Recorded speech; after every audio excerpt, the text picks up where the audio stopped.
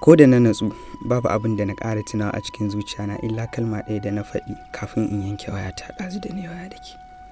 Shi yasa a yanzu ma na sake kira saboda in ƙara faɗin ta kafin in ɗaura daga kan abin da na faɗa maki wasu 'yan lokuta da suka wuce. Amma a wannan karan na kira ki ne cikin murmushi akan fuskana in ce miki ina ƙaunar ki, sannan kuma in ji ko kin yi ni cikin ƙoshin lafiya.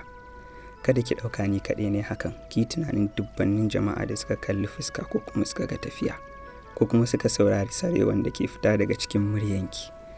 Suka yi tunanin su faɗa abin da nake so in faɗa miki, ko kuma suka yi tunanin abin da na daɗe ina faɗa miki. Ki yi tunanin cewa sun kasa faɗa miki ne saboda kwarjini da kyawun fuska da kike da shi. Ki yi tunanin cewa ba su samu daman da za su yi magana da kyakkyawa irin ki ba, shi yasa ba su furta miki ba. Ki yi tunani cewa Allah bai ba su dama ko kuma bai ba su abin da za su furta domin su kwatanta irin kyawu da sura da halitta da kike da shi bane, shi ne yasa ba su faɗa miki ba.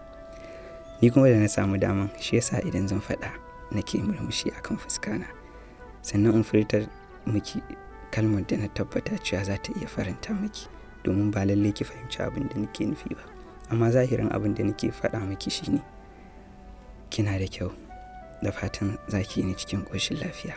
Bisalam.